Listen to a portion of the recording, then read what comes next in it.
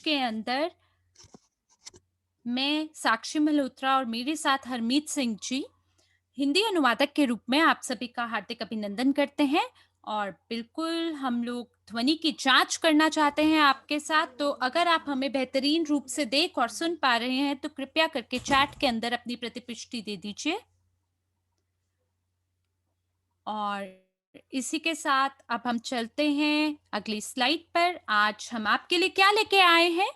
आज हम आपके लिए ब्लॉकचेन प्रौद्योगिकी के सभी अपडेट लेकर आए हैं और मैं आज आप सबके साथ हर दूसरे गुरुवार को जुड़ती हूँ। मेरा नाम मरिया एंटोनिन है और अगर आप आज पहली बार मुझे सुन रहे हैं तो मैं इस समय मॉस्को रूस में हूँ और ये मेरा दूसरा साल है हमारी कंपनी की टीम में काम करते हुए। और मेरे साथ काम कर रही है आईटी विशेषज्ञों की एक टीम हमारे क्रिप्टो यूनिट ब्लॉकचेन और यूनिटेक्स एक्सचेंज के लिए। आइए अब इसी के साथ चलते हैं अगली स्लाइड में।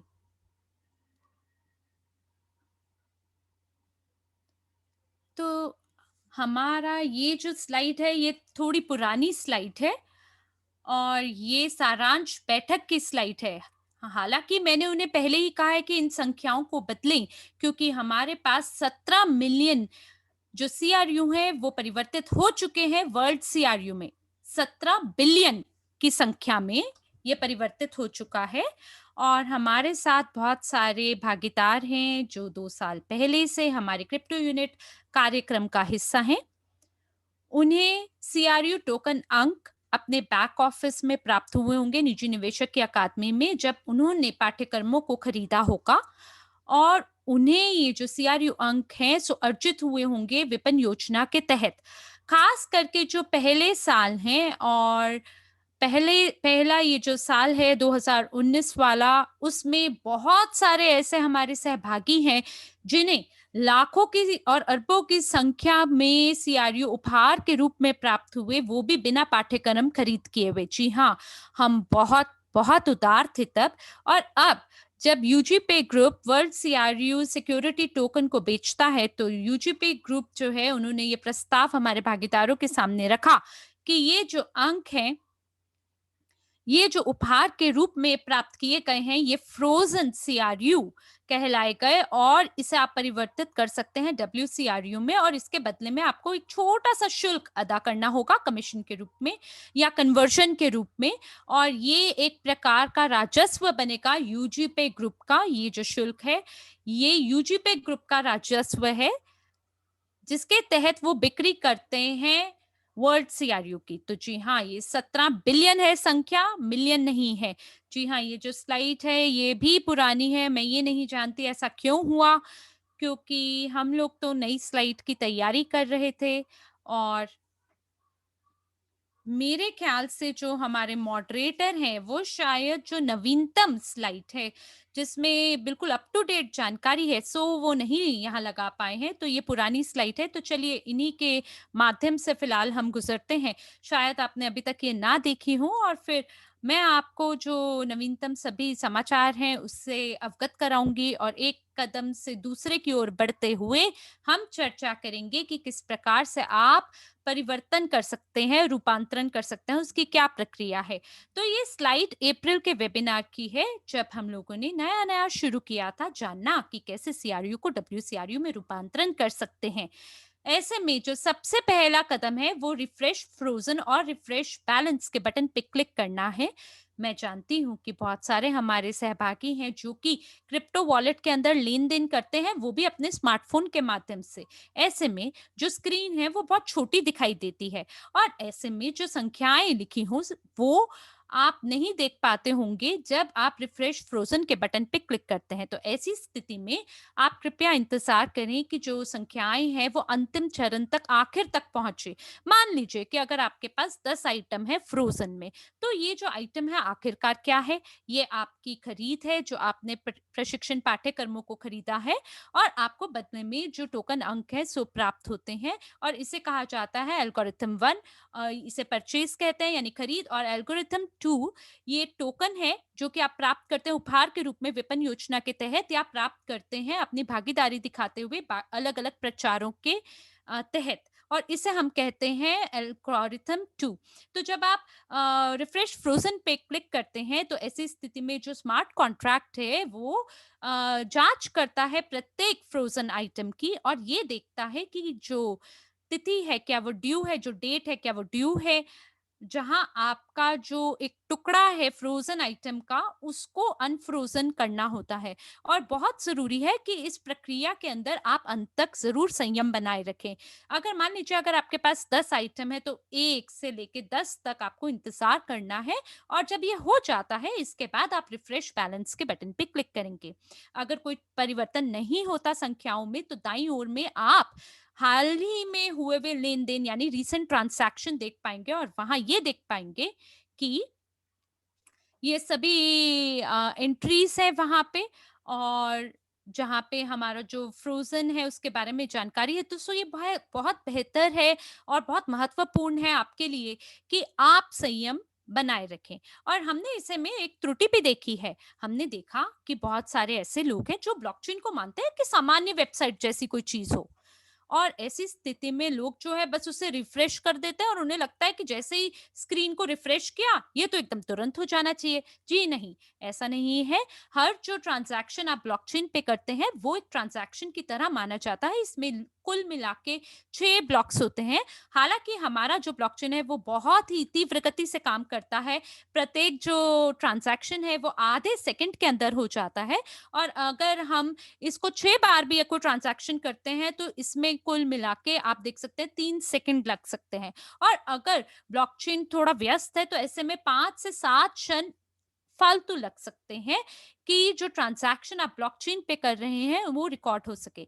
और ऐसी स्थिति में अगर लोग रिफ्रेश फ्रोज़न पे क्लिक करते हैं, और उसके एकदम बाद वो ये सोचते हैं कि हम कन्वर्ट बटन पे क्लिक कर लेते हैं, और हालाँकि जो अनफ्रीजिंग है वो तो अभी प्रगति में है, वो उसपे तो काम चल रहा है, और आपने पहले ही दूसरे बटन को क्लिक कर दिया, तो ऐसे में इसमें त्रुटि सिस्टम आपको दिखा सकता है, एरर दिखा सकता है, और ऐसे में आपको थोड़ा समय लग सकता है कोई भी जो ट्रांजैक्शन है वो ब्लॉकचेन पे हस्तांतरण होने में। इसलिए आप बिल्कुल भी जल्दबाजी ना करें, एकदम जल्दी ना करें कि कोई भी बटन मैं दबा दूंगा, पहले ये दबाऊंगा फिर वो दबाऊंगा। जी नहीं, ऐसा ना करिए आप बिल्कुल भी। जैसे छोटे छोटे बच्चे होते हैं, वो अगर कोई वीडियो गेम खेलते हैं या कोई खेल खेलते हैं, तो ऐसे में वो बटन दबाए जाते हैं, है ना? तो हमें वो नहीं करना है, हमें इंतजार करना है ताकि सभी जो लेन देन है वो सुगमतापूर्वक ब्लॉकचेन पे हो जाए। आइए अगली स्लाइड पर चलते हैं।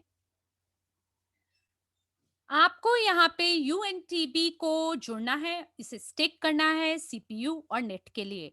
आज एक बहुत ही मजाकिया किस्सा देखने को मिला मेरे एक भागीदार के साथ, और उन्होंने एक विशिष्ट राशि यूएनटीबी की माइनिंग पे लगाई, और उसे सफलतापूर्वक बेच दिया एक्सचेंज पर। और ऐसे में उनके पास लगभग लगा लीजिए 2000 से 3000 यूएनटीबी होगा, उन्होंने उसे बेच दिया। और आज जब उन्होंने निर्णय लिया कि मैं सीआरयू को वर्ल्ड सीआरयू में तब्दील करूँगा, तो जो ब्लॉकचेन वॉलेट उनका था, उन्होंने एकदम संदेश दिखाया कि आपके पास तो पर्याप्त सीपीयू है ही नहीं, और उनका जो वॉलेट है वहाँ पे केवल 4 यूएनटीबी थे। उन्होंने मुझे फटाफट फ़ोन किया और उन्होंने बोला ये पर्याप्त राशि में क्यों नहीं है? तो मैंने उन्हें बताया कि आपको यूएनटीबी को जोड़ना होगा जो कि आपके वॉलेट का कंप्यूटेशन पावर है।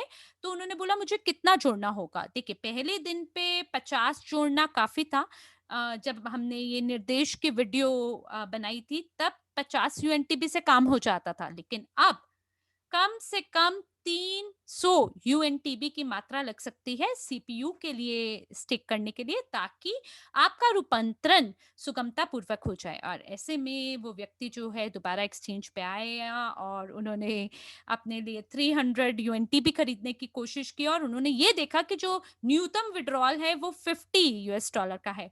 तो यूएनटीबी जो है वो लगभग 2300 के करीब उसकी लागत है, और उन्हें चाहिए था उसमें से केवल 300, और उन्होंने बहुत जल्दीबाजी करी, उसे बेचने में, और उन्हें महसूस ही नहीं हुआ कि भविष्य में उनको इसकी ज़रूरत पड़ सकती है। तो बहुत सारे लोग जो हैं वो जल्दबाज़ी बहुत दिखाते हैं, तो ये बहुत महत्वपूर्ण है कि आप याद रखें कि आपको बिल्कुल जल्दी नहीं करनी है यूएनटीबी को बेचने के लिए, जिन्हें आपने बड़ी मेहनत से माइन किया होगा, क्योंकि भविष्य में ये हो सकता है कि आपको यूएनटीबी की ज़रूरत पड़ जाए। तो जो 300 यूएनटीबी है जिसे स्टिक किया गया है सीपीयू के लिए, और इसके बाद जो आप वॉलेट को इस्तेमाल करते हैं, उसके लिए आपको समय चाहिए होता है, आपको एक्स्ट्रा रैम की ज़रूरत होती है, और यूएनटीबी आपको इन सारी चीज़ों के लिए आवश्यक है। और इस सप्ताह मैंने ईओस ब्लॉकचेन पे एक खाते को खोला है, और अभी इसका मूल्य 10 है। पहले ये 14 यूएस डॉलर पे पहुंच गया था, फिर इसकी जो मूल्य है सो गिर गई, और जो ईओस आधारित वॉलेट है उसके लिए मुझे स्टेक करना पड़ा, 6 साल के लिए स्टेक करना पड़ा। और भविष्य के लिए कृपया करके आप याद रखें कि आपको जितने भी आपके यूएनटीबी आज आपके पास है, उसको आप कतई सारे के सारों को आप ना बेचें, जो भी आपको स्टेकिंग के माध्यम से प्राप्त होता है। और स्टेकिंग के बारे में जो सामान्य रूप से अधिकतर पूछे जाने वाले सवाल हैं, उसके बारे में मैं एक उत्तर देती हूँ कि क्यों लाभप्रदता जो यूएनटीबी की है वो उस क्यों कम पड़ गई या क्यों कम हो गई। 1 महीना पहले तो उसकी मांग काफी थी, और उसकी लाभप्रदता यानी प्रॉफिटेबिलिटी बहुत ज्यादा थी, और आज उसकी जो लाभप्रदता है वो बहुत कम हो गई है, शून्य के बराबर है। ये सच है क्योंकि ये जो स्लाइड में आप देख पा रहे हैं, 17 बिलियन वर्ल्ड सीआरयू जो परिवर्तित हो चुका है, ये आपको स्पष्टीकरण देता है कि क्यों यूएनटीबी की लाभप्रदता कम हो गई है। अगर आप ब्लॉकचेन एक्सप्लोरर पे जाएंगे और देखेंगे कि जो कुल डेटा है सीआरयू टोकन पे, वो उसमें से कितने टोकन स्टेक हो गए हैं, तो लगभग 1.5 बिलियन सीआरयू स्टेक हो चुके हैं। और जब हमें आय प्राप्त होती है यूएनटीबी के माध्यम से, और हम सभी लोग जिन्होंने स्टेकिंग किया है सीआरयू में, तो जो राशि है, जो मात्रा है सीआरयू की वो कम थी, वो 1.5 बिलियन थी। तो ये सभी के लिए पर्याप्त है क्योंकि हमारे पास 7 मिलियन यूएनटीबी दैनिक रूप से माइन होता है, और सभी भागीदार जिनके पास सीआरयू टोकन है उनमें इसका वितरण होता है या ये बांटे जाते हैं। तो आज हमारे पास 17 बिलियन वर्ल्ड सीआरयू स्टेक हो चुके हैं, और ये जो आय है ये कम नहीं है, और इसको दोबारा से बांटा गया उन लोगों के लाभ के लिए जिन्होंने अपने फ्रोजन वर्ल्ड सीआरयू को स्टेक किया है, 1.5 बिलियन वर्ल्ड सीआरयू। और ये जो 17 बिलियन वर्ल्ड सीआरयू हैं वो लोग जिन्होंने रूपांतरण यानी परिवर्तन कर लिया है, 90% जो स्टेकिंग है वो ज्यादा है उन लोगों के मुकाबले में जिन्होंने केवल सीआरयू को स्टिक किया है। इसका ये मतलब है कि वो लोग जिनके पास जिन्होंने ज्यादा स्टेकिंग की है वर्ल्ड सीआरयू में, उनको जो लाभप्रदता मिलेगी वो ज्यादा होगी। अगर आप मात्र सीआरयू को स्टेक करेंगे तो ऐसे में आपको यूएनटीबी बहुत कम मिलेगा। और जो दूसरा सामान्य रूप से अधिकतर पूछे जाने वाला जो सवाल है, या मैं ये कहूं कि शायद वो एक त्रुटि है, या हो सकता है कि एक गलतफहमी है, वो ये है कि आज एक और स्थिति देखने को मिली। एक जो नेता है उन्होंने हमें लिखा कि उनकी बहन के साथ में उन्होंने यूएनटीबी को क्लेम किया, और उसी समय वो भी उसी समय पे, और उन्हें अलग अलग संख्याएं मिली आय के रूप में। एक महिला को ज्यादा स्टेकिंग की संख्या मिली वर्ल्ड सीआरयू में, और जो दूसरी बहन है उनको उनको कम मिला, दूसरे व्यक्ति को कम मिला। तो एक व्यक्ति को ज्यादा यूएनटीबी मिले तो उन्हें लगा कि शायद ये कोई तकनीकी समस्या तो नहीं है, क्योंकि ये जो स्टेकिंग है ये तो ज्यादा है, और जो उनकी बहन है उनको तो 2 गुना फालतू अतिरिक्त वर्ड सीआर यूएनटीबी मिला है। और ये जो गलतफहमी हुआ कि हमने मिलकर उसी समय पे स्टेकिंग पे लगाया, कहीं इसकी वजह से तो नहीं ऐसा हुआ। तो इस वेबिनार से पहले मैंने स्क्रीनशॉट लेना मैं भूल गई थी वेबिनार की, और मैं उन्हें देना भूल गई कि ये जो प्रक्रिया है यूएनटीबी की, ये उसी समय पर नहीं होता है, क्योंकि इसमें जो समय है वो अलग है और जो क्लेम की संख्या है वो अलग होगा। और एक जो बहन है उन्होंने 8 मई से उसे स्टेक किया, और जो दूसरी बहन है उन्होंने उसे 3 गुना ज़्यादा की मात्रा में स्टेक किया, और इसकी वजह से जो संख्याएँ हैं वो उसमें उतार-चढ़ाव देखने को मिला। तो ऐसी कोई चीज़ नहीं है ब्लॉकचेन में कि अरे हमने तो साथ मिलकर किया है तो शायद इसलिए ये गलती देखने को मिली है, क्योंकि आधे सेकंड के अंदर पूरी स्थिति बदल जाती है। जब आप रिफ्रेश बैलेंस पे क्लिक करते हैं तो आप यूएनटीबी को क्लेम कर सकते हैं। तो इस समय पर ये भी हो सकता है कि कोई ऐसा व्यक्ति कहीं पे हो जिसने कई मिलियन सीआरयू को स्टेक कर दिया हो, और आधे सेकंड के अंदर भी जो लाभप्रदता है उसमें ऊपर नीचे हो सकता है। और अगर आप कंप्यूटर पे हैं तो एक कंप्यूटर से दूसरे कंप्यूटर पे जाके ये क्लेम नहीं कर सकते कि हमने तो एक साथ किया था ये लेन-देन, तो क्यों इसमें अंतर आया है। आप देख सकते हैं कि एक व्यक्ति अगर क्लेम के बटन पे क्लिक करता है और दूसरा व्यक्ति 2 बार या 3 बार क्लिक करता है, मान लीजिए 8 या 12 मई को, तो ऐसे में वो अलग-अलग प्रॉफिटेबिलिटी यानी लाभप्रदता दिखाएगा, और आप ये उम्मीद नहीं लगा सकते कि दोनों ने साथ में किया है, तो दोनों को सामान्य राशि में ही यूएनटीबी मिलना चाहिए।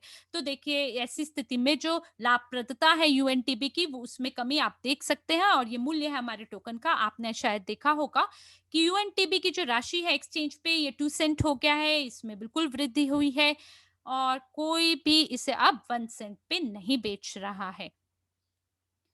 कई ऐसे हैं जो फिएट मनी प्राप्त करना चाहते हैं, बिटकॉइन या इथेरियम को जल्द से जल्द प्राप्त करना चाहते हैं, लेकिन आज हमारे पास ऐसा कोई भी नहीं है जो इसे 2 सेंट पे बेचने को तैयार हो। और साथ ही साथ एक बहुत ही सुखद समाचार है कि एक्सचेंज पर हम लोग कितने लंबे समय से इंतज़ार कर रहे थे, और 4 संख्याएँ पॉइंट के आगे जोड़ दी गई हैं, जब आप ऑर्डर को सेट करते हैं। और जो स्थिति है ऑर्डर की, अब उसमें परिवर्तन आ गया है और खरीद करने में और बेचने में। तो जो समाचार है या जो अपडेट है एक्सचेंज का, ये आपको ज़रूर प्रस्तुत किया जाएगा अंत में इस वेबिनार का।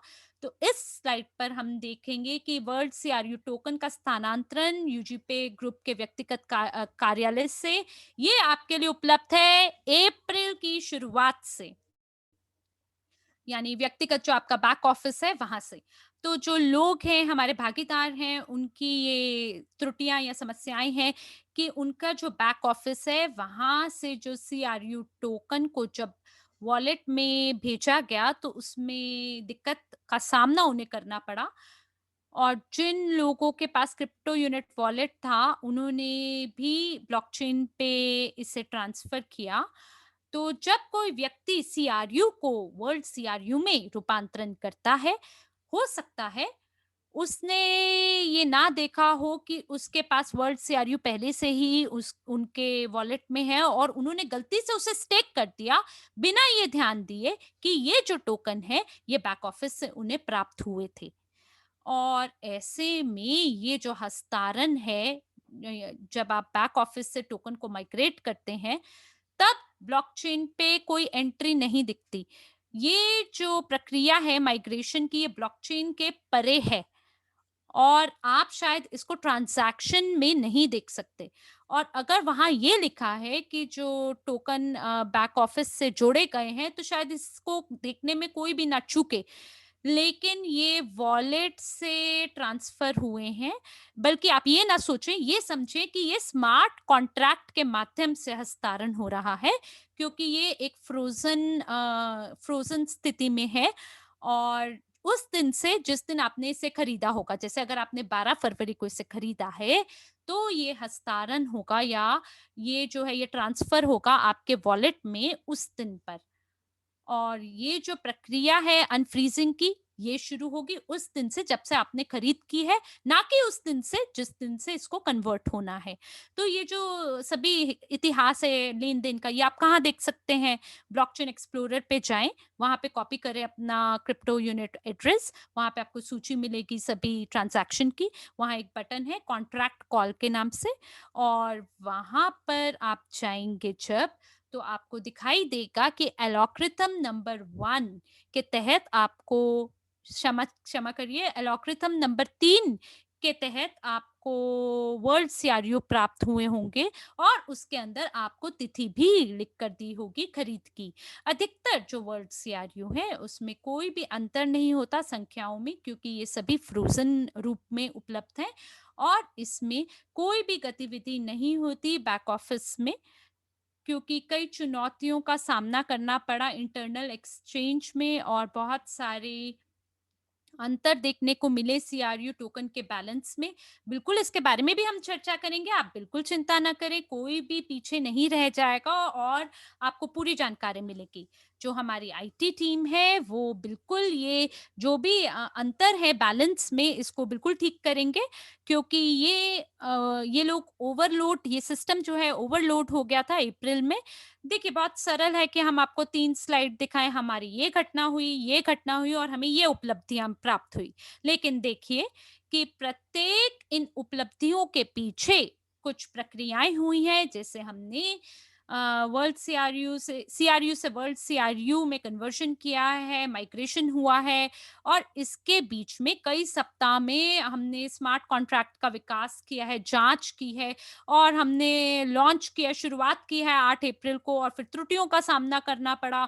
19 अप्रैल तक हमने कन्वर्शन को ठीक किया, और ये इस प्रकार से दैनिक रूप से ये रोज़ के काम हैं, ये रोज़ के कार्य हैं आईटी विशेषज्ञों की, कि वो पता लगाना शुरू करें कि कौन से ऐसे बैलेंस हैं जो छूट गए लोगों के, उसके लिए उन्हें थोड़ा-सा समय अपने लिए निकालना होगा, इसकी जाँच करने के लिए। तो अप्रैल में तो बिल्कुल कोई समय ही नहीं था, और मई की शुरुआत में बहुत सारा काम था एक्सचेंज को शुरू करने में, और जो बिक्री है उसको आगे बढ़ाया गया है, और मैं आपको क्या दायरा है इस काम का जो हमने किया है अप्रैल में, वो हम कहाँ तक पहुँच बना चुके हैं इसके बारे में भी बताऊँगी।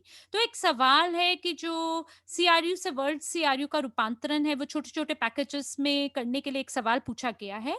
मान लीजिए अगर आपके पास 1 सीआरयू, अगर आप इसको रूपांतरण करना चाहते हैं तो इसके बदले में आपको $1 का शुल्क लगेगा, और अगर 10 वर्ल्ड सीआरयू हैं तो आपको $10 हो सकता है लगे।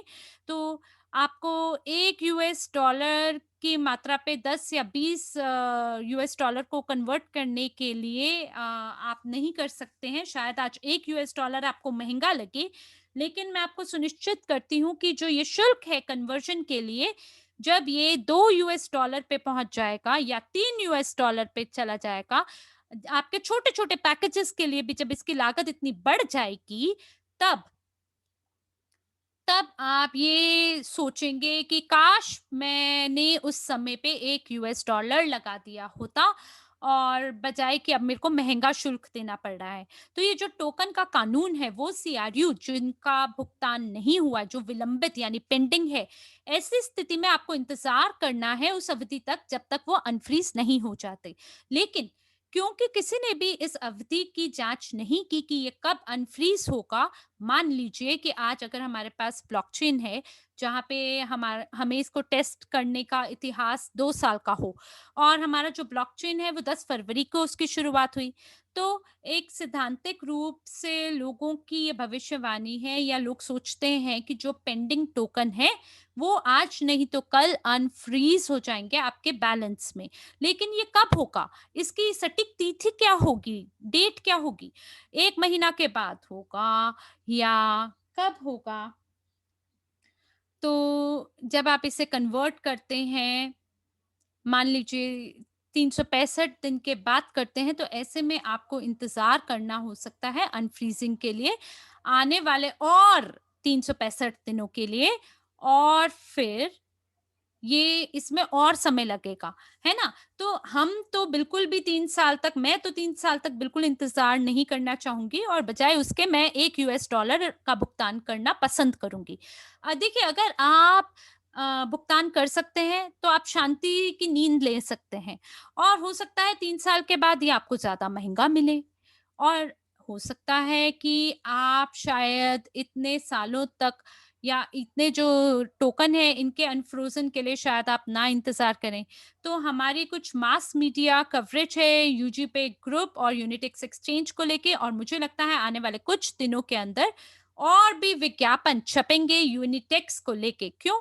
क्योंकि हम उन्हें ऐसे कारण देंगे कि उन्हें छापने ही पड़ेंगे ताकि जितने भी रिपोर्टर हैं, जितने भी जर्नलिस्ट हैं, वो बताएँ दुनिया को बताएँ कि एक युवा एक्सचेंज शुरू हुई है जिसमें बहुत ज़बरदस्त ट्रेडिंग वॉल्यूम चल रही है। तो ऐसा लग रहा है कि ये जो टोकन का मूल्य है छोटा है और जो एक्सचेंज है एक दिन काम करता है, एक दिन काम नहीं करता है। वेरिफिकेशन कर पाना बहुत ही मुश्किल प्रक्रिया है और उसी समय पर लगभग 20,000 जो वेरिफाइड यूजर्स हैं वो इस एक्सचेंज पर हैं और बहुत सारे ऐसे लोग हैं जो इंतजार नहीं कर रहे हैं और जिन लोगों ने अपने दस्तावेजों को समर्पित किया है उनके प्रगति में है कार्य स्थापना प्रक्रिया का और बहुत सारे अब ऐसे लोग नहीं हैं जो कि इंतजार कर रहे हो वेरिफिकेशन के तो ग्लोबल पास के लोग हमसे बोल रहे हैं हमारा काम कहाँ है और कई ऐसे लोग हैं जिन्हें अस्वीकृति का सामना करना पड़ा, डिनाय हो गया जिनका वेरिफिकेशन, यकीनन उन्हें दूसरा मौका ज़रूर मिलेगा और जो उनका अस्वीकृति की स्थिति है, उसको हटा दिया जाएगा और उसे रिफ्रेश कर दिया जाएगा। तो ये जो अपडेटेड फंक्शनैलिटी है, आपने यहाँ ज़रूर देखा होगा अपने बैक ऑफिस में और एक्सचेंज में एक बटन जिसका नाम डॉक्यूमेंट्स के नाम से है और पहले हम लोग ग्लोबल पास पे गए थे और हमने बोला था कि हमें इस उपयोगकर्ता का स्टेटस बताइए और ये बहुत लंबा काम था। हम पहले ग्लोबल पास को अनुरोध करते हैं, फिर ग्लोबल पास वाले हमसे बात करते हैं, फिर व्यक्ति को पत्र भेजते हैं। कई बारी उस व्यक्ति को वो पत्र नहीं मिलता कि उनका जो स्टेटस है वो अपडेट कर दिया गया और अब आप नया डॉक्यूमेंट को लगा सकते हैं दोबारा। तो ऐसी स्थिति में जो अब एक्सचेंज ऑफिसर हैं, वो इसके लिए आपको सीधे तरीके से रिक्वेस्ट भेजेंगे कि आप अपने जो डॉक्यूमेंट है उन्हें लगा लीजिए दोबारा लगा लीजिए और ये जो दस्तावेज है ये सीधे तरीके से एक्सचेंज ऑफिसर के पास जाएगा और सभी जो केवाईसी आधिकारिक लोग हैं वो इसकी जांच करेंगे और वेरिफिकेशन प्रक्रिया की जो गति है सो बढ़ जाएगी। तो अब जब आप दस्तावेजों को समर्पित करेंगे, जो आपका सीआरयू टोकन है उसका स्रोत कहाँ से है, धन का स्रोत, इसके लिए आपको माय क्रिप्टो यूनिट में जाके दस्तावेजों को अपलोड करना होगा। कृपया करके जो भी दस्तावेज हैं उन्हें आप अंग्रेजी भाषा के अंदर अपलोड करें। अगर मान लीजिए कोई भी आपसे कार्यालय आधिकारिक व्यक्ति आपसे स्तोत्र पूछते हैं धन का, तो मान लीजिए अगर 15,000 यूएस डॉलर से ऊपर की राशि में अ, आपने ट्रांज़ैक्शन किया है एक बार के अंदर, तो उस ऐसे में आपसे कुछ और दस्तावेज़ माँगे जाएँगे। उसके पीछे कारण ये है कि जो हर युवा एक्सचेंज जो है वो फ़िएट मनी के माध्यम से टॉप अप और विथड्रॉ नहीं कर पा रहे हैं। पर आज ये इस कार्यक्षमता को भी हमने जोड़ा है। देखिए ये तुरंत तो एकदम काम नहीं करेगा, लेकिन वो सभी लोग जिन्होंने देखा है कि एक नया बटन लगाया गया है, उन्होंने एकदम से उस पे क्लिक करा और उन्होंने कोशिश करा कि भई इस बटन से क्या हो सकता है, उन्होंने उसकी जाँच करने की कोशिश की।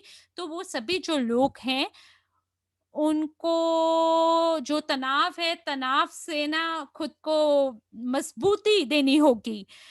खुद को मजबूत बनाना होगा। मान लीजिए कि अगर आप कोई बड़ी उम्र के हैं व्यक्ति या कमज़ोर दिल के हैं, तो जो आज हमने बटन लगाया है, आप कृपया करके उस पे क्लिक ना करें और जो युवा लोग हैं, जो बहादुर लोग हैं, जिनमें तनाव को झेलने की ज़्यादा ताकत है, जिनकी एकदम मजबूत नसें हैं, वो लोग ही उस बटन को क्लिक करें और नई जो भी चीज़ लगाई जा रही है, उसको जाँच करें क्योंकि कोई बटन पे आप हमने जो अभी लगाया है, उसमें कुछ तकनीकी समस्या हो सकती है, 1 या 2 दिन का उसे समय देना चाहिए।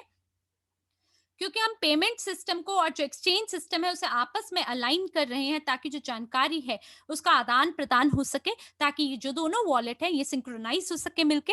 यकीनन जो हमारे सपोर्ट सर्विस के लोग हैं, उन्हें उनका जो पहले नकारात्मकतापूर्ण जो एक फीडबैक है लोगों को प्राप्त हुआ है कि क्यों चीज़ें सही से नहीं हो रही है, एकदम सर्वोत्तम सर्वश्रेष्ठ क्यों नहीं है। देखिए, अगर आप शून्य से कुछ शुरू करेंगे, आप ये रातों-रात सोचे कि वो सर्वश्रेष्ठ हो जाए, ऐसा नहीं होता, परफेक्ट नहीं होती चीज़ें।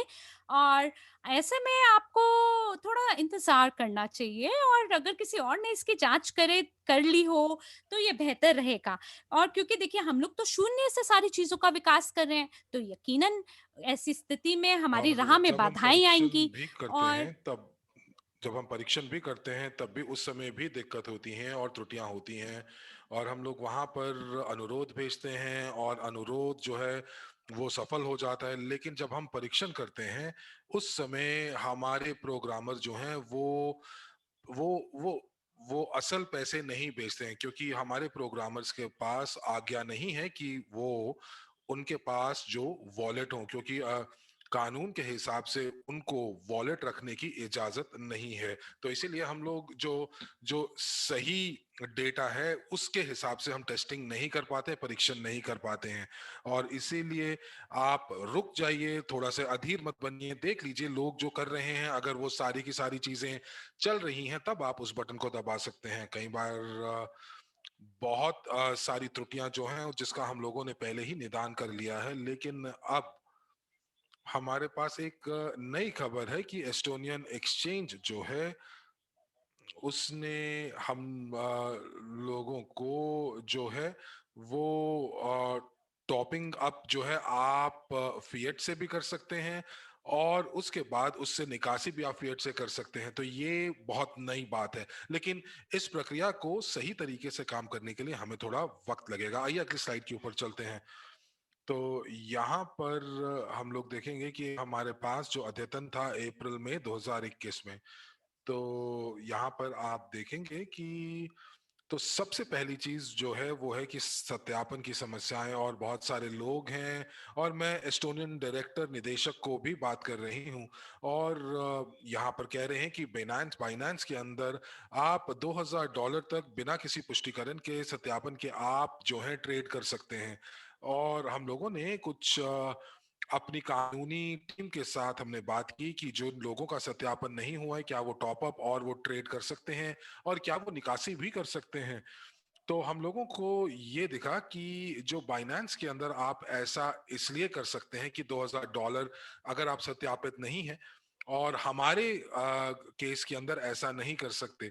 तो उसके पीछे उसका कारण ये है कि उन बाइनेंस के पास जो लाइसेंस है वो सिर्फ क्रिप्टो और फिएट के लिए नहीं है, बल्कि साथ साथ भुगतान प्रणाली के लिए भी है।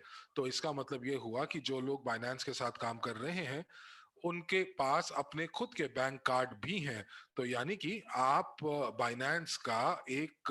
बाइनेंस का प्लास्टिक कार्ड जो है आप उसको जो है ऑर्डर भी कर सकते हैं, और उसके बाद आप जो है अगर यदि सत्यापित नहीं भी हैं तो भी आप जो है पैसे इधर उधर हस्तांतरण कर सकते हैं, थर्ड पार्टी में आप कर सकते हैं। तो यदि किसी संस्था के पास ये लाइसेंस है, और ये लाइसेंस इस चीज का है कि वो एक वित्तीय संस्थान है, तो वो एक $2000 तक वो जो है वो बिना किसी सत्यापन के हस्तांतरण किया कर सकते हैं।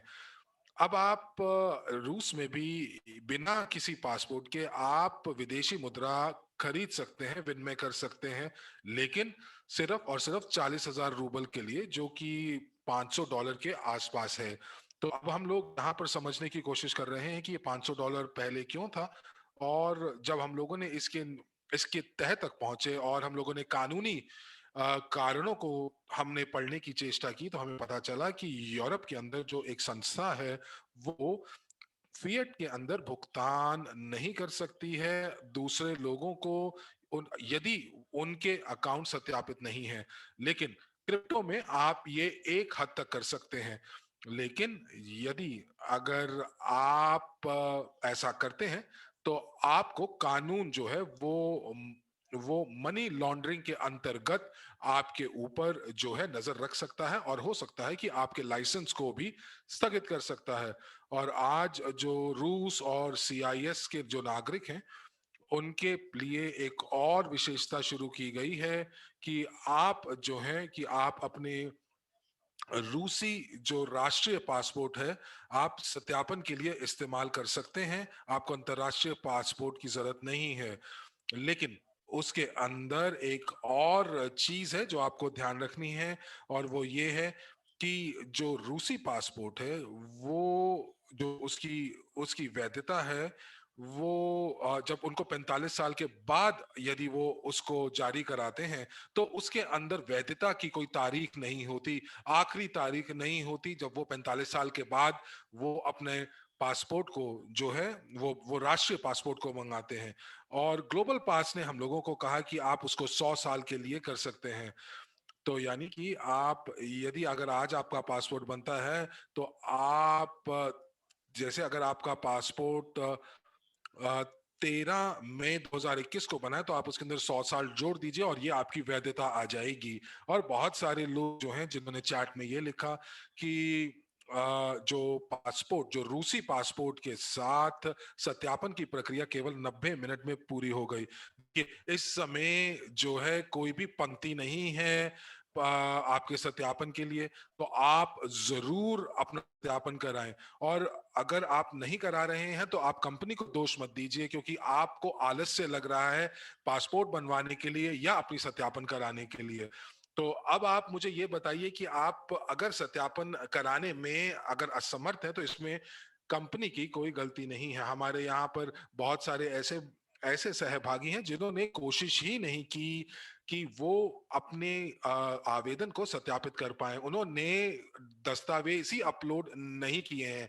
जिन लोगों ने सही दस्तावेज अपलोड किए हैं उनका उनका जो वेरिफिकेशन है सत्यापन है वो हो गया है। और कई लोग हमसे क्राइमिया जो है उसके बारे में पूछ रहे हैं। और यदि आप वीपीएन का भी इस्तेमाल कर रहे हैं तब भी आपकी जो आवेदन है वो विफल हो जाएगा। तो इसीलिए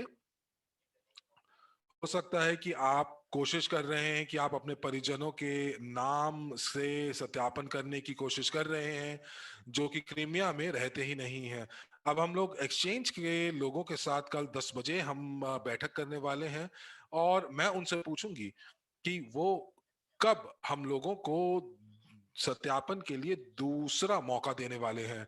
और साथ ही साथ जो लोगों को दिक्कत आ रही है कि उनके डिपॉजिट नहीं हो रहे हैं, और जब हमने गूगल फॉर्म भेजा था तो लोगों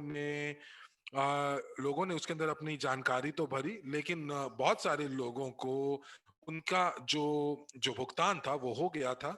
कुछ लोगों को ईओएस मिला, कुछ लोगों को इथूरियम मिला। और यहाँ पर एक व्यक्ति थे जो आज जो कि एक हफ्ते से इंतजार कर रहे थे कि उनकी क्रिप्टो यूनिट उनके एक्सचेंज के अकाउंट में आए। और वो शायद 10 या 20 अप्रैल से इंतजार कर रहे थे क्योंकि बहुत बड़ी रकम थी और हमने उसके ऊपर काम किया और वो रकम उनके अकाउंट में आज आ गई और वो बहुत प्रसन्न थे और हम भी बहुत प्रसन्न थे। देखिए जो लोग काम कर रहे हैं निकासी के ऊपर और टॉपअप के ऊपर जिसका जिसका वो सत्यापन कर रहे हैं तो उसके लिए थोड़ी दिक्कत हो रही है क्योंकि यहाँ पर लोग कम हैं। और हमारे पास एक्सचेंज के लिए जो ये प्रणाली है ये कार्य प्रणाली के लिए कम लोग हैं। और एक समय में जब ये हम त्रुटियां जब हम मिटा रहे थे तो ये प्रणाली जो थी उस समय उपलब्ध भी नहीं थी। तो इसीलिए आप से यही कहूंगी कि आप बिल्कुल चिंता ना कीजिए। एक और दिक्कत जो लोग बता रहे हैं वो ये है कि वो उनके ऑर्डर जो हैं वो निलंबित या कैंसिल नहीं हो रहे हैं। तो ये भी त्रुटि हम लोगों ने इसका भी समाधान कर दिया है। तो अब आपके पास वो बटन वहां पर है दोस्तों, और उस बटन का अभी तक आपने यूएसडीयू को आपने यूएसडी में परिवर्तित नहीं किया है। तो आधार तो फिएट जो था फिएट करेंसी जो थी वो एक तरफ आई थी। तो आप यूएसडी और यूरो को क्वांटम के जरिए से आप अपने अकाउंट में लेकर आ सकते थे, और उसके बाद एक्सचेंज के अकाउंट में जो है वो देखी थी कि वो आपका जो यूएसडीयू है उस पे आप विनिमय कर सकते हैं। कर और जब ये विशेषता पूरी तरीके से तैयार हो जाएगी, तो हम लोग वाकई इस दिक्कत का भी निवारण कर लेंगे। और इसके लिए मुझे लगता है कि अगले हफ्ते तक आपके पास एक ऑर्डर बुक होगी, जहां पर आप मार्केट दे पाएंगे यूएसडी की और यूएसडीयू की। और इस समय अगर आप देख रहे हैं तो आप यूएसडी को ईओएस से देख पा रहे हैं, लेकिन ईओएस को आप वापस नहीं देख पा रहे हैं। तो अब आपको एक हफ्ते के बाद जो है वो सारी की सारी चीजें दिखाई देंगी। तो अभी आपको क्या करना पड़ता है, यदि आपको क्रिप्टो यूनिट खरीदने हैं तो आप यूएसडीयू यूएसडी का करेंसी पेयर है उसके अंदर आप परिवर्तित करते हैं, और उसके बाद आप जो है निकासी करते हैं। लेकिन उसके लिए आपकी जो ऑर्डर बुक है वो बिल्कुल जो है वो शून्य होनी चाहिए। और कुछ हमारे जो सहभागी हैं उन्होंने $1,000 तक जो है वो डिपॉजिट करें कर कर कर रहे हैं। तो ये एक विशेषता है कि अब आपकी जो है कि आप ग्लोबल यूनिट पे वॉलेट में अपनी जो जो आपकी निकासी है वो आप कर सकते हैं। देखिए बटन आपके पास बैक ऑफिस में है, लेकिन ये अगले हफ्ते तक ये सुचारू रूप से ये चालू हो जाएगा। और ये जो एक्सचेंज के अंदर जो ये प्रोग्राम है इस बटन के पीछे, वो अभी ठीक प्रकार से नहीं, सुचारू रूप से नहीं चल रहा है। एक और हम लोग जो प्रोग्रामर जिसके ऊपर काम कर रहे थे, वो काम कर रहे थे सबसे जो जो कि बहुत ही आपातकालीन मुद्दा था, और वो था कि सत्यापन का। और वो बहुत सारी जो अपने परीक्षण थे वो उसको पूरा नहीं कर पा रहे थे। और वो इसलिए क्योंकि जो परीक्षण करता है उनके पास, जो टेस्टर हैं उनके पास अपने पैसे नहीं हैं वो अपने अपने एक्सचेंज के ऊपर डालने के लिए। और वो हम लोगों से निवेदन करते थे कि आप देखें कि क्या ये जो विशेषता है वाकई काम कर रही है कि नहीं कर रही है। तो मुझे लगता है कि ये जो है ये सारी की सारी जो विशेषताएं हैं, एक बार इनको कार्यरत हो जाना चाहिए, इनका परीक्षण हो जाना चाहिए, और उसके बाद इसको सार्वजनिक करना चाहिए। तो मुझे लगता है कि थोड़ा और समय लगेगा और हमारी एक्सचेंज की जितनी त्रुटियां हैं वो वाकई पूर्ण रूप से ठीक हो जाएंगी। अगर आप और ध्यान से देखेंगे तो हमारे मेन्यू में एक क्वेश्चन मार्क भी दिखाई आपको देगा, प्रश्न चिन्ह आपको दिखाई देगा। और उसके अंदर आप देखेंगे कि जो हमारे मीडिया विभाग है वो वहां पर आपको बताएंगे कि वो ट्यूटोरियल्स वहां पे डालेंगे, वीडियो ट्यूटोरियल्स डालेंगे कि आप किस प्रकार से एक्सचेंज के ऊपर काम कर सकते हैं, नए नए विशेषताएं का कैसे इस्तेमाल कर सकते हैं। और मैं यहाँ पर चैट पढ़ रही हूँ और ये मुझे थोड़ा सा विचलित कर देती है। मैं आपके जो जो जो कमेंट पढ़ती हूँ, टिप्पणी पढ़ती हूँ, तो मैं भूल जाती हूँ कि मुझे आपसे क्या कहना है। तो यदि आप अगर देखेंगे कि अगर आपके पास आप एक प्रश्न चिन्ह है ऊपर की तरफ, और अगर आपके प्रश्न वहां पर नहीं है तो आप समर्थन सेवा से आप बात कर सकते हैं। तो दोस्तों आप लोग जो हैं वो वाकई जिसे कहते हैं कि आप सबसे पहले लोग होंगे जो कि अगर आप प्रश्नोत्तर के अंदर, या जो अगर अपने प्रश्नों का उत्तर नहीं ढूंढ पा रहे हैं या आपको नहीं मिलते हैं, तो आप समर्थन सेवा से पहले बंदे हो सकते हैं जो ये प्रश्न उनसे पूछ सकते हैं। अब हम लोगों ने ये सारे के सारे जो प्रश्न थे ये हम लोगों ने मार्च में इकट्ठे कर लिए थे, और इसीलिए हो सकता है कि ये जो प्रश्नों के उत्तर हैं या जो ये प्रश्न हैं अब प्रासंगिक ही ना रहो, रिलेटेड ही ना हो। तो इसीलिए अब आप ये देखें कि कौन से प्रश्न जो हैं वो प्रासंगिक हैं और कौन से प्रश्न अब प्रासंगिक नहीं रहे हैं। तो इसीलिए ये जो अक्सर पूछे जाने प्रश्न हैं उनका अच्छे से अध्ययन कीजिए, और समर्थन सेवा को टिकट डालने के लिए ही टिकट मत डालिए। तो आप यहाँ पर ध्यान रखिए, और अपने प्रश्नों का आप रोक के रखिए, अपने पूछे सबसे ज्यादा पूछे जाने वाले जो प्रश्न हैं उनका अध्ययन कीजिए, और उसके बाद आप, अगर आपको अपने प्रश्न का उत्तर नहीं मिलता है, तो आप सपोर्ट से, आप समर्थन सेवा से अपना प्रश्न लिख सकते हैं। लेकिन मैं आपको एक चीज जरूर आग्रह करूंगी कि आप जो है ऐसे प्रश्न पूछे जो वाकई जिनके अंदर कुछ मतलब हो, और मैं ये आग्रह करूंगी कि आप समर्थन सेवा का समय ऐसे ही बेकार के प्रश्न पूछकर बर्बाद ना करें। और जितना, अगर आप हमसे बात करेंगे कि जितने भी आप देखेंगे, अगर आप की कोई भी, आपने कुछ पैसा जो है ब्लॉकचेन के अंदर हस्तांतरण किया है और आपका वो वहां नहीं पहुंचा है, तो आप गूगल फॉर्म का इस्तेमाल कर कर हमें बता सकते हैं। तो मैं यहाँ पर सभी सहभागियों को ये कहूंगी कि यदि आपको आपका जो जो अगर आप अपनी निकासी या टॉपअप आपका सफल हो जाता है, तो आप लोगों को चैट के अंदर जरूर बताएं, क्योंकि चैट के अंदर बहुत ही नकारात्मक सी टिप्पणियां आती हैं और सिर्फ नकारात्मक ही देखने को मिलता है। तो इसीलिए मुझे लगता है कि अगर आपका काम बहुत बढ़िया तरीके से हो रहा है, निकासी भी हो रही है और टॉपअप भी हो रहा है, तो आप जरूर हमें लिख के बताइए। मुझे तो दिन सुबह से लेके शाम तक केवल और केवल गालियां ही देखने को मिलती है, और आप हमारी तुलना जो है वो किसी छोटी सी एक्सचेंज से दुनिया के किसी कोने में करते हैं। और इसीलिए मैं वहां पे जो जो टिप्पणियां हैं वो पढ़ने के लिए कतराती हूं, क्योंकि उससे मेरी जो मानसिकता है वो नकारात्मक हो जाती है और मैं कार्य नहीं कर पाती। और इसीलिए मैं वहां जाती ही नहीं हूं, और मुझे समर्थन सेवा से वो सारे के सारे प्रश्न मिल जाते हैं। और इसीलिए मैंने टेलीग्राम चैट के ऊपर लोगों को जवाब देना बंद कर दिया है। ये तो एकदम स्पैम की तरह हो गया है, क्योंकि मुझे वहां पर 1 मिलियन से ज्यादा निर्देश या जो सूचनाएं हैं, जो मैसेजेस हैं, संदेश हैं, वो मुझे प्राप्त हो रहे हैं, और इसीलिए मैं वहां नहीं जाती।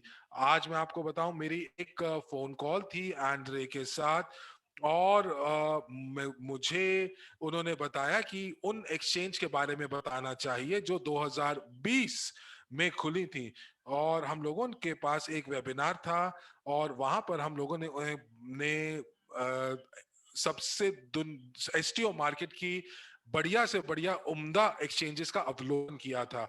और ये जो एक्सचेंज है जिनके बारे में हमने बात की थी, वो वाकई वो एक प्रकार की मर्ज एक्सचेंज थी।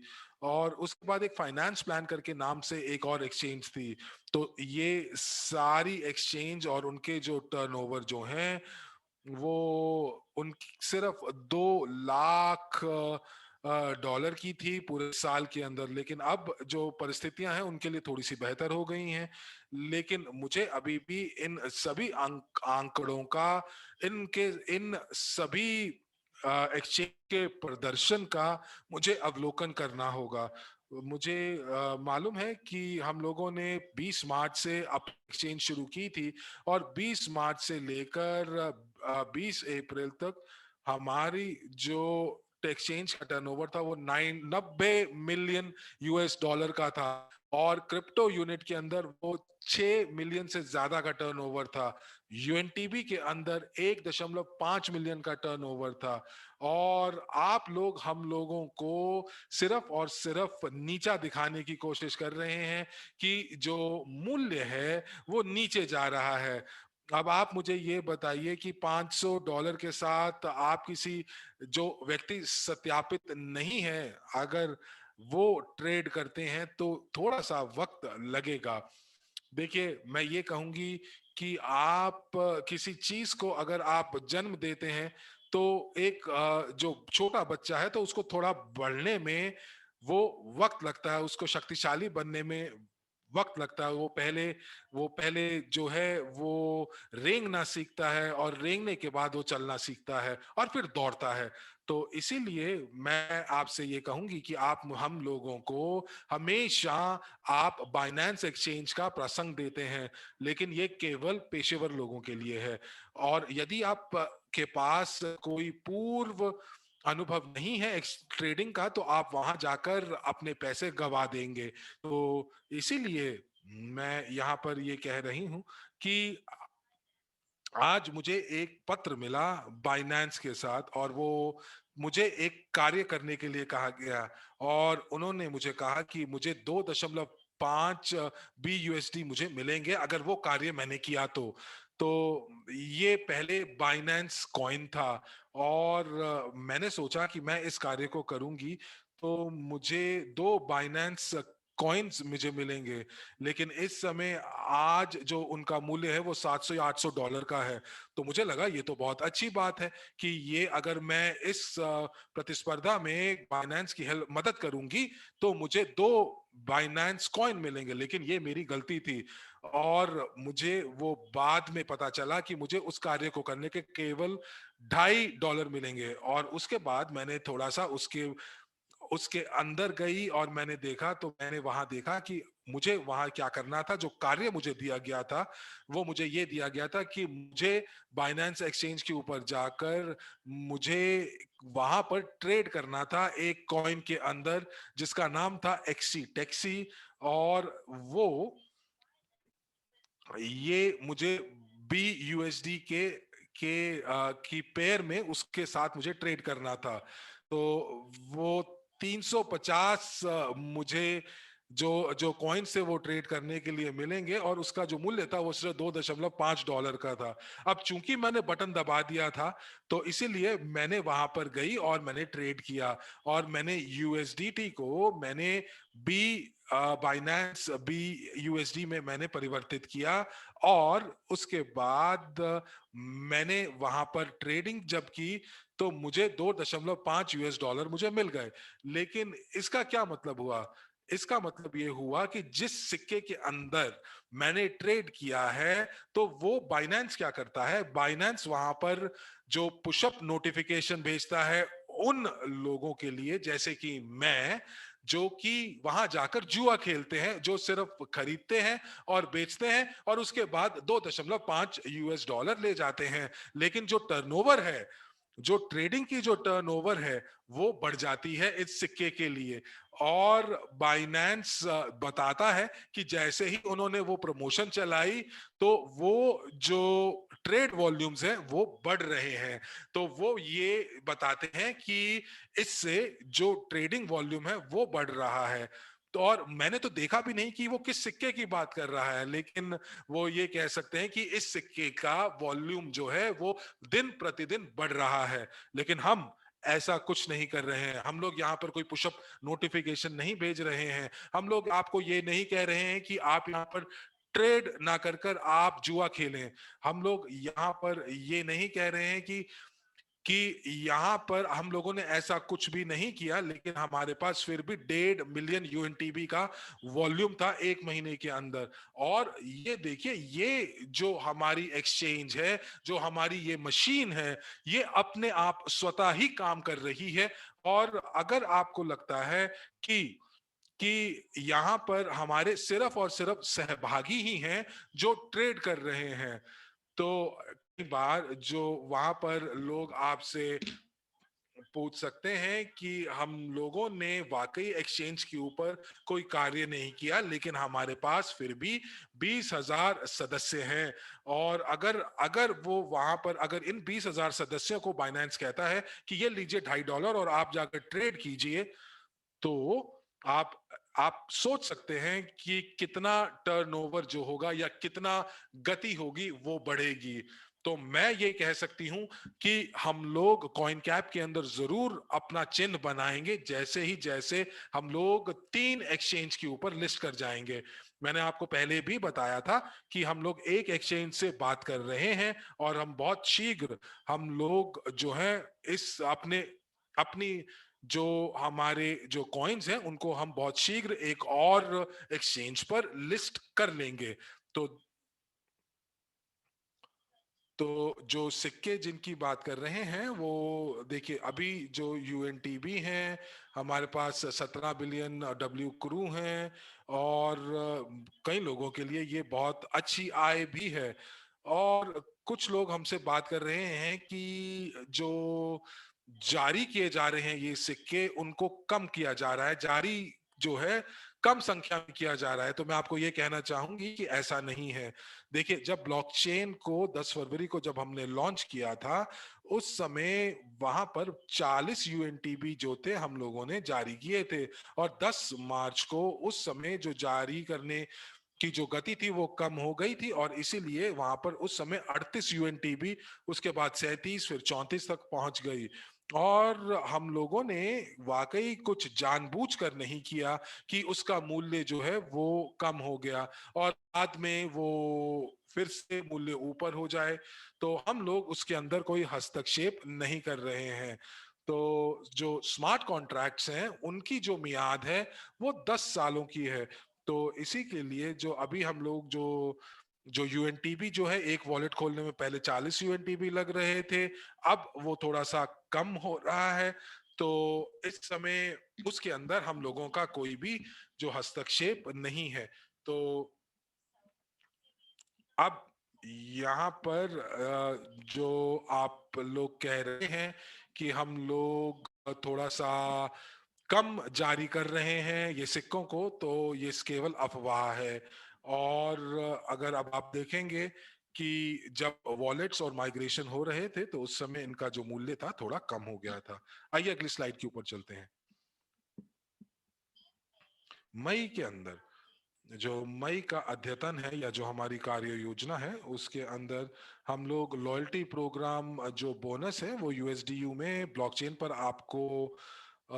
आपको हम लोग हस्तांतरण करेंगे। और हम लोगों ने आपसे वादा किया था कि हम लोग आपको मई के मध्य तक ये कर देंगे, लेकिन अभी तक प्रोग्रामर्स ने मुझे इसके बारे में कुछ नहीं बताया है। इसके अंदर कुछ टेम्पलेट्स थे जिसके अंदर हम लोगों ने उनको बताया था, और हम लोगों ने देखा था कि प्रशिक्षण के अंदर ये कैसे कार्य कर रहा था। जो असल ब्लॉकचेन के अंदर था उसके अंदर जो लॉजिक था वो बदल दिया गया था, तार्किक तर्क जो था वो बदल दिया गया था। और ये इसलिए क्योंकि यूजी पे ग्रुप जो है वो अब यूएसडीयू का मालिक है और वो इसको जारी करते हैं। तो इसीलिए तो यूजी पे ग्रुप है, उनको लॉयल्टी प्रोग्राम के अंतर्गत जो है वो बोनस जो है वो अर्जित करेंगे। और इसीलिए हम लोगों को अपने स्मार्ट कॉन्ट्रैक्ट में थोड़ा सा बदलाव करना पड़ा। और इसीलिए अभी तक मैंने ये जो बदलाव है वो अभी तक देखा है, पर हो सकता है कल या सोमवार तक मेरे पास ये फाइल आ जाए। और आपको मैं याद दिला दूं कि मैंने आपको बताया था कि हमारे पास कुछ प्राथमिक कार्य थे जिनको हम लोगों को निवारण करना था। कुछ शिकायतें थी और जो कह रहे थे कि माइग्रेशन के बाद जो है जो शेष राशि उनके अकाउंट में सही नहीं आ रही थी। तो इसीलिए हम लोगों ने काफी कार्य जो थे वो मई के लिए रखे थे। और यहाँ पर हम लोगों ने जो यूनिटेक्स में फिएट के लिए हम लोगों ने हस्तांतरण यानी कि इनपुट और आउटपुट के लिए तैयार खरीद करना हम लोगों ने शुरू कर दिया है। वो अभी पूर्ण रूप से कार्य नहीं कर रहा है। और साथ ही साथ मैं आपको बताना चाहूंगी कि यूनिटेक्स एक्सचेंज में ईओएस ब्लॉकचेन पर हम लोगों ने यूएसडीटी को जोड़ने की कोशिश कर रहे हैं। तो ये हमारी कार्य योजना है मई के लिए और आने वाले भविष्य के लिए। साथ ही साथ प्रॉफी बोनस जो सीआरयू और डब्ल्यूसीआरयू का है, तो मैं यहाँ पर उसके लिए कुछ नहीं कह पाऊंगी। ये जानकारी जो है वो आपको जो गुप्त बैठक में आपको एंद्रे हवरातेव जी इसका जवाब देंगे। लेकिन हाँ, जो गलत शेष राशियां थी और यदि आपको लगता है कि उसके अंदर कुछ त्रुटियां थी और आपको कुछ नुकसान हो रहा था, तो जो आपने मार्च के अंदर स्प्रेडशीट दी थी, हम लोग उसके उसके ऊपर अभी हमने कार्य करना शुरू नहीं किया है। तो हमारे पास एक शेष राशि की एक स्प्रेडशीट थी और उसके अंदर शेष राशि थी जो कि ब्लॉकचेन के ऊपर जब हस्तांतरण हुआ था। और ये जो दस्तावेज है वो गीगाबाइट्स के अंदर है, बहुत देर लगाता है खुलने में। और इसके अंदर एक एक्सेल शीट के अंदर कम से कम 8 लाख एंट्रियां हैं। और ये सारी की सारी जो एंट्रीज हैं वो बैक ऑफिस से जो है वो हस्तांतरित हुई हैं। और इसीलिए हम लोगों ने जल्दी नहीं चाहिए कि इन शेष राशियों को ठीक करें, क्योंकि हमारे पास जो आंकड़े थे उस आंकड़ों के अनुसार जो लोग बैक ऑफिस से ब्लॉकचेन की तरफ आए थे, जिन्होंने संक्रमण किया था, वो केवल और केवल 2 लाख थे। और हम लोग जो हमारी शीट के अंदर 8 लाख लोग थे, तो केवल 2 लाख लोगों ने जो है वो माइग्रेशन किया था। तो अब उसकी वैधता को देखने के लिए, वैलिडेट करने के लिए, 8 लाख लोगों के लिए उस तालिका को हम लोगों को पुष्टिकरण करने के लिए हम लोग एक ही बार करेंगे, ताकि हमें बार बार इसके ऊपर वापस ना आना पड़े। हम इंतजार कर रहे हैं कि कुछ लोग जो हैं जो देर से उठते हैं वो हमें बता दे। ऐसा नहीं होना चाहिए कि 6 महीने के बाद फिर कोई उठ के आए और बोले कि मेरी जो शेष राशि थी वो ठीक नहीं थी। तो हम लोगों ने इसीलिए थोड़ा सा इंतजार कर रहे हैं। साथ ही साथ आपको बता दें कि मई और अप्रैल के अंदर वीआईपी क्लब के सदस्यों को हम लोगों ने बीज वाक्यांश मुहैया कराए थे। और ये इसलिए कि ताकि आप लोग जो वीआईपी क्लब के सदस्य हैं वो जब हस्तांतरण हो जाएंगे तो हम लोग इस शेष राशि के जो कार्यभार है उसके ऊपर वापस नहीं आएंगे। तो और जो लोग हैं, मैं उन्हें शांत करना चाहती हूँ उन भागीदारों को जिन्होंने जब सीड फ्रेज़ का निर्माण किया या उसको उत्पन्न किया, तो उन्हें कुछ सर्वर एरर का सामना करना पड़ा और जिसकी वजह से वो अपने वॉलेट को शुरू नहीं कर पा रहे। कई लोग ऐसे हैं जिन्होंने अपने सीड फ्रेज़ को उसमें सेव किया। तो लगभग 16 से 17 ऐसे लोग हैं जिनको सर्वर एरर का सामना करना पड़ा सीड फ्रेज़ की उत्पत्ति में। तो जो हमारी समर्थन सेवा है, वो सभी प्रूफ को इकट्ठा कर रही हैं ऐसे लोगों को लेके, और हम यकीनन इस प्रकार की जो त्रुटि है उसको उसका सामना करने के लिए पूरी कोशिश कर रहे हैं, ताकि जो आप में से प्रत्येक व्यक्ति है जिनको ये समस्या की दिक्कत का सामना करना पड़ा, उनकी जो भी सभी जो एंट्रीज है उसको हम मान्य कर सकें। तो ये जो सूची है ये इस प्रकार से, जैसे सिंड्रेला की कहानी थी कि जब वो चावल लेकर आई और दाल लेकर आई और उनको एक-एक करके उससे उठाना था, सँभालना था, सुलटाना था चीज़ों को। तो ये बिल्कुल इसी तरीके से है जैसे सिंड्रेला की कहानी है। तो इसलिए ये जो गलत बैलेंसेस हैं, ये बिल्कुल आपके लिए सुलटाया जाएगा। और इसके बाद जो यूएसटीयू है वॉलेट में, इसमें अप्रैल पे एक काम दिया गया था और इसको आगे मई तक बढ़ा दिया गया है। और इसमें हमें क्वांटम को कनेक्ट करना था ताकि इसकी खरीद की जा सके वॉलेट में। लेकिन जो ये त्रुटियों का भार है और अलग-अलग समस्याएँ हैं, आईटी विशेषज्ञ के जो लोग हैं, वो नई कार्यक्षमताओं के निर्माण के बजाय पुरानी त्रुटियों को सुलटाने में व्यस्त हो गए हैं। किसी की स्थिति में सीपीयू में कमी है और वो रिफ्रेश फ्रोज़न पे क्लिक करते हैं, लेकिन रिफ्रेश फ्रोज़न काम नहीं करता है। तो कुछ समस्याएँ हम देखने ये है कि ब्लॉकचेन पे सभी ट्रांज़ैक्शन होते हैं। अगर कोई भागीदार बोलता है कि मैंने रिफ्रेश 100 बारी दबाया होगा, तो मैं ब्लॉकचेन एक्सप्लोरर पे जाके मैंने देखा कि जो अंतिम ट्रांज़ैक्शन है जिसमें क्लेम यूएनटीबी है, उसमें कोई भी एंट्री नहीं थी और उसमें कोई रिफ्रेश नहीं था, कोई फ्रोज़न नहीं था।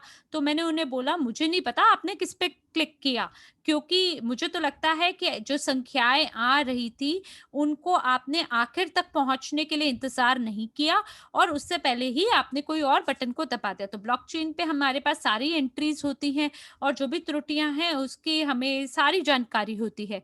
तो हमारी कोशिश ये है कि जो पुरानी समस्याएँ हैं हम उनसे अपने आप को मुक्त कर लें, फिर ही नई जो कार्यक्षमताएँ हैं, जो नई फंक्शनैलिटी है हम उसको चालू कर सकें। तो क्योंकि अगर ये सारी समस्याएँ पीछे वाली रह गई तो आगे बढ़ना बेकार है। तो पुरानी चीज़ों को पीछे छोड़ आगे दौड़ करने की जगह हम पहले वाली चीज़ों को पहले सुलटाएँगे फिर आगे बढ़ेंगे। तो यूएसडीटी जो है ये एक टीज़र है और ये जो चीज़ है ये एक प्रकार से अलग-अलग जो ब्लॉकचेन है उसमें उसके बराबर है। तो यूएसडीटी क्या होता है? आप इसको इसकी बारे में पढ़ सकते हैं अपने गूगल एक्सप्लोरर पे और किस तरह से हम पासपोर्ट को अपलोड कर सकते हैं इसके बारे में मैंने आपको पहले से जानकारी दे दी है। जब आप चैट के अंदर लिखने में व्यस्त होते हैं, तो शायद आप मेरे को सुन नहीं रहे होते। तो आपके लिए बेहतर ये है चैट करने की जगह आप पहले जो मैं बोल रही हूँ उसको ध्यान से सुनें। कल 10 बजे मॉस्को समय पे मेरी एक फ़ोन कॉल है एक्सचेंज के कर्मचारियों के साथ और मैं उनसे एक सवाल पूछूँगी कि क्या किस तरह से दोहरा मौका मिल सकता है लोगों को पासपोर्ट अप्लाई करने के लिए क्योंकि ना मैं केवाईसी ऑफिसर हूँ, ना मैं ग्लोबल पास की कर्मचारी हूँ, तो मेरे पास जानकारी नहीं है वेरिफिकेशन डिपार्टमेंट के बारे में और जब मेरे को उत्तर मिलेगा, तब मैं घोषणा करूँगी कि इस तिथि पे जो भी लोग ऐसे हैं जिनको अस्वीकृति मिली है स्थापना प्रक्रिया में, उनको मौका दोबारा दिया जाएगा कि वो दस्तावेज़ों को दोबारा अपलोड कर सकें। तो जो शुल्क है रैम का जितने ज़्यादा लोग वॉलेट का उपयोग करेंगे, उतना ज़्यादा शुल्क में वृद्धि होगी। और ये सस्ता कब होगा? ये सस्ता तब होगा जब ब्लॉकचेन पर ये जो मेन स्केल है, वो फ़िलहाल 44 64 गीगाबिट्स में से लगभग यानी कि 69% जैसे ही ये 90% रैम यूज्ड तक पहुंच जाएगा, तो जो भी नोड्स हैं हम उनमें विस्तार करेंगे और लगभग हम 120 गीगाबिट्स को जोड़ेंगे प्रत्येक नोड के लिए और फिर जो शुल्क है रैम का वो उसमें कमी आ जाएगी, लगभग दोहरी कमी आ जाएगी। तो अब जब लोग नए खातों को खोलते हैं, तो जो भी ट्रांज़ैक्शन है आप रैम के माध्यम से करते हैं और फिर रैम का जो शुल्क है उसमें वृद्धि हो जाती है, उसमें बढ़ोतरी होती है। आप ये देख सकते हैं कि जैसे ही ये 90% के पास पहुँच जाएगा, आप ये अनुमान लगा लीजिएगा कि अब जो इसका शुल्क है सो उसमें घाटा होगा या कमी आएगी। अगर कोई भागीदार 12 अक्षरों के साथ वॉलेट पे नहीं जा पा रहा है, तो क्या मुझे सपोर्ट टीम पे संपर्क करना चाहिए? जी हाँ, आप संपर्क कर सकते हैं समर्थन सेवा से और आपकी जो भी समस्याएँ हैं ब्लॉकचेन से आधारित, उसको फ़िल्टर किया जाएगा और उसको अलग-अलग तालिकाओं में भरा जाएगा ताकि हम इससे निपट सकें। तो प्यारे दोस्तों, धन्यवाद आपका ध्यान देने के लिए, आपका कीमती समय हमें देने के लिए। कृपया करके आप अपने मस्तिष्क को सकारात्मकतापूर्ण विचारों के साथ भरे रखें और मुझे आशा है कि शीघ्र आपसे दोबारा मुलाकात होगी। तो इसी के साथ हिंदी अनुवादक के रूप में हरमीत सिंह जी और मैं साक्षी मल्होत्रा आपसे यहीं पर विदा लेते हैं। आशा है अगले सत्र में नए जोश और उमंग के साथ आपके साथ पुनः मुलाकात होगी। तब तक के लिए आपका जीवन आनंदमय हो, आपको स्वास्थ्य और कल्याण प्राप्त हो। इसी के साथ शुभ रात्रि। धन्यवाद।